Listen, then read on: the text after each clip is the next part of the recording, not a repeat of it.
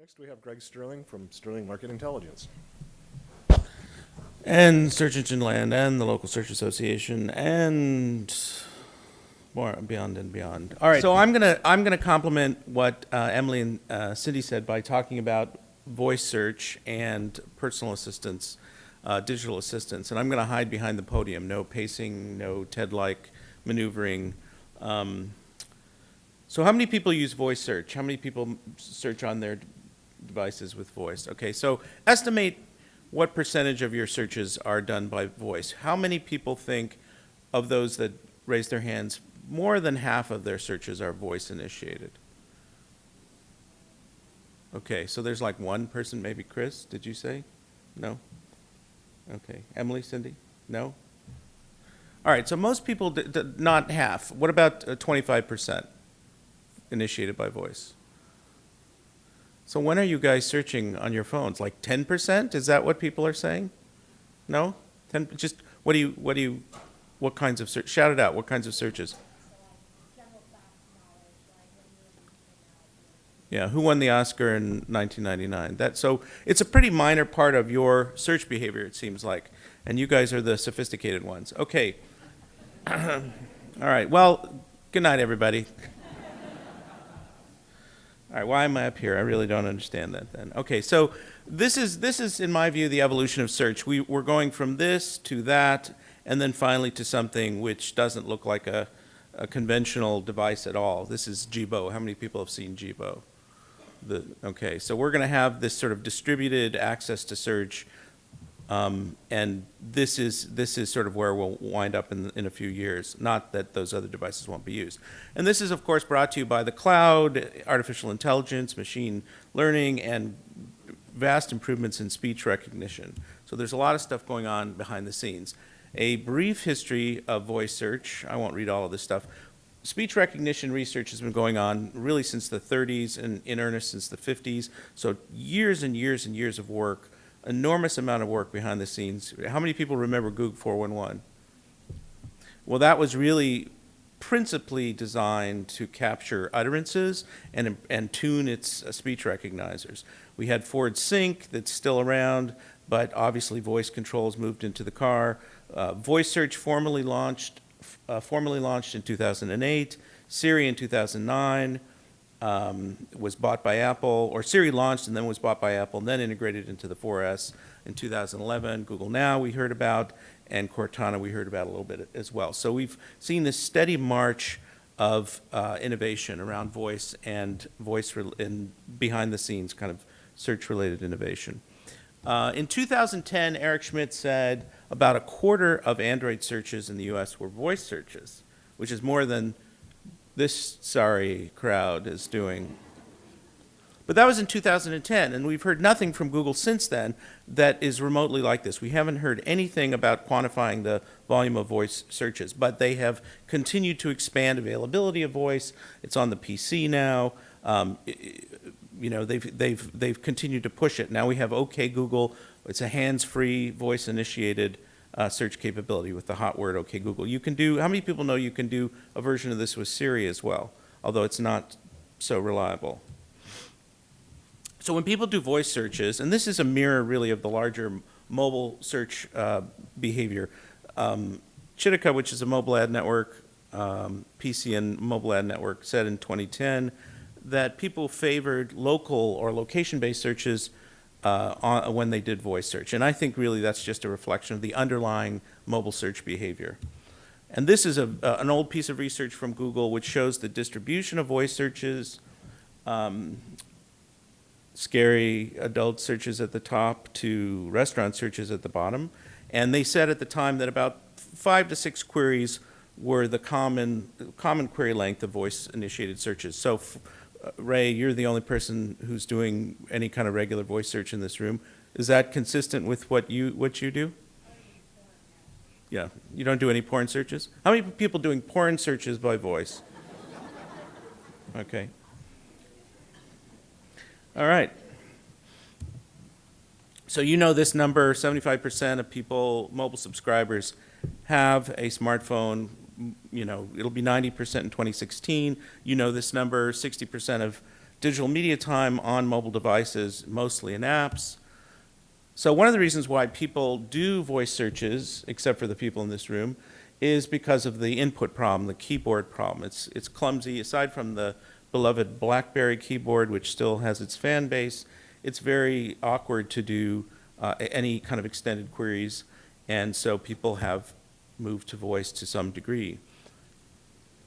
So when we see more mobile search, we see more voice, and that also means more local search. And in fact, mobile devices are now responsible for more local search than the PC, according to survey data. This is from Google. So I have no practical information in this presentation at all. Okay, you can forget about any advice to marketers. I'm just trying to keep you engaged here. Teens are the younger users are using much more voice input than you guys. Who's a teen? Who's a teen in their mind? Okay. Voice directions, text messages. You use voice to dictate, right? You dictate text messages, do you not? You initiate calls. Call Barry Schwartz, right? Okay. So people are using voice in different ways, not just to input queries. Why do people use voice search? Challenges of typing, faster, more convenient, hands-free. Now, this is an interesting stat that just came out. What's the frequency? What's the distribution? How often are you using voice search? So it's pretty consistent with what you guys said. This survey shows that most people are doing it less than 25% of the time. And it's pretty consistent across age groups as well, the percentage of voice queries. I'll send you the slides if you want. You get them anyway. But who is doing most voice searches? Where is the concentration of activity? It's younger users who are more affluent, male Android users in particular, who own more than 4 devices. How many people fall into that category in this room? Matt, you're not a male. Unless we don't know, unless, like Bruce Jenner, you might be in transition. Sorry, if that was insensitive, I apologize. You can flame me on Twitter. The super user also is very engaged with mobile advertising and makes mobile purchases. Now, this is the interesting part from my point of view, and Emily and Cindy talked about this to varying degrees.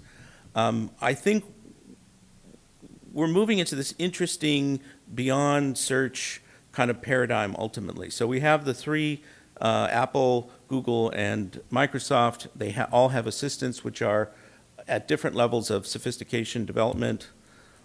And people really want these UIs, these voice UIs, to do more than just deliver search results. They want to accomplish actions. So teens said, what would be the one thing that you would want your phone to be able to do for you? Send me a pizza, right? So these actions, which is the original idea behind Siri. Siri was supposed to move beyond search and connect you directly to an outcome, a transaction, make a flight reservation, make a restaurant reservation, not give you a page of search results. So the underlying desire is to complete transactions. We already heard from Cindy a great deal about predictive search, but this is in the context also of answers, right? So Google has moved more and more and more to providing single knowledge graph or cards of information and away from lists of search results.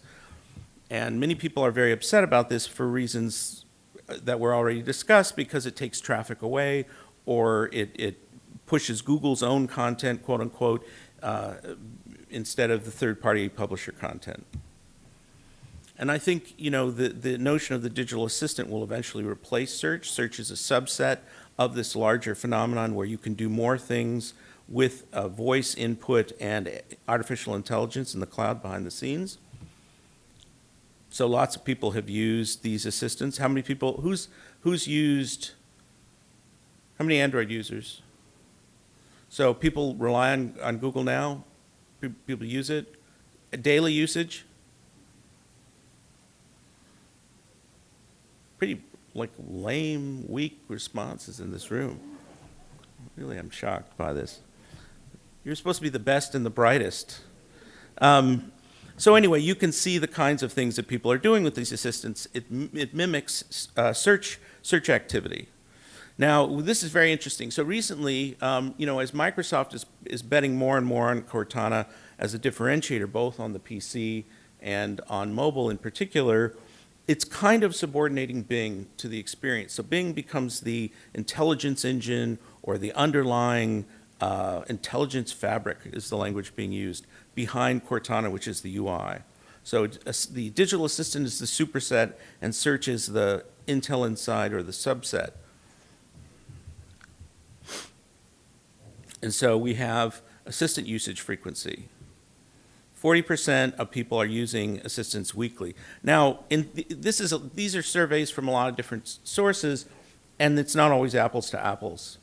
But this gives you a sense of how people are engaging with this stuff. Satisfaction. These numbers are not as far apart as the chart suggests, so we've got Siri, Google Now, and Cortana with relatively equal numbers of satisfaction, 72, 78, and 70, but people are more satisfied with Google Now. Google's main problem is that it's got voice search and Google Now, and it doesn't have a unified product. How do you refer to voice search in Google Now? Everybody calls it Google Now, right? But Google Now is technically the predictive search, not the assistant. So they need to come up with some cute name to give us all a kind of coherent way to refer to the product. What if I just didn't say anything for the rest of the time? That would be kind of interesting, wouldn't it? People get really uncomfortable pretty quickly. So what do people want to see that improved here, right? They want to back to this task orientation. People want the kinds of things that Google Now is starting to provide: traffic notifications, push notifications about deals, flight information and scheduling. Payments is an interesting one, and how payments will start to get integrated into these tools and assistants. I'll send you the slides. You don't have to take a picture, although you can tweet it. That's fine. Cool. Second thought, tweet it out. Payments is very interesting. We've got biometric fingerprint authentication for payments on Apple Pay and now Samsung Pay.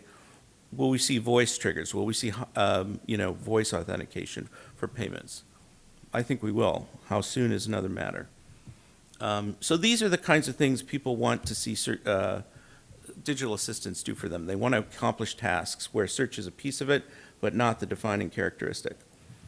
So in parallel, Google is sort of building this conversational search model where they can layer kind of results based on foundational queries. I want to take a trip to San Diego, and then subsequent queries would build on that understanding, and they would be able to provide more information rather than having each search be a discrete task.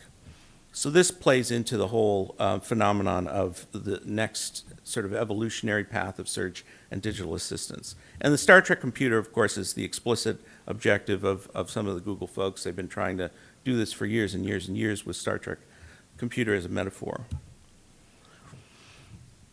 The Internet of Things, search and digital assistants get sort of embedded in all kinds of devices. Who owns an Echo, an Amazon Echo? Did anybody buy one? Is it any good? Yeah, so their assistant is called Alexa. The product is Echo. The name of the assistant is Alexa, which makes no sense. But anyway, so this is another example of an assistant kind of metaphor, voice activated. Apple Watch is coming out. Google Android Wear allows you to do voice search. And then this picture on the right is Orchard Supply Hardware, and this is a robot that has a touch screen that somebody can talk to and interact with a touch screen that's being tested in some of their stores.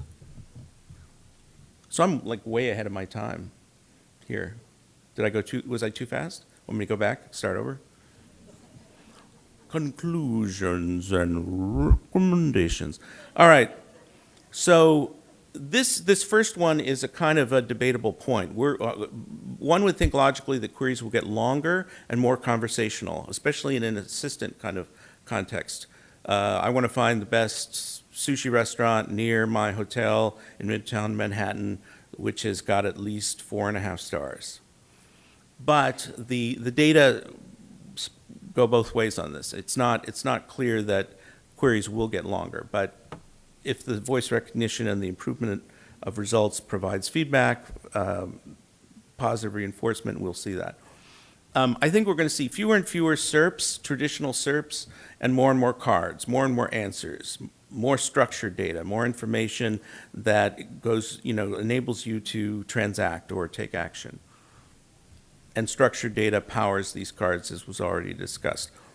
This is generic mobile advice. You have to get your data into all the disparate places, all the fragmented places that are going to be relied upon in the structured results, in the Apple Spotlight results, in order to get exposure. And then if you're doing mobile SEM, of course, it's top 2 positions or nothing at all, basically.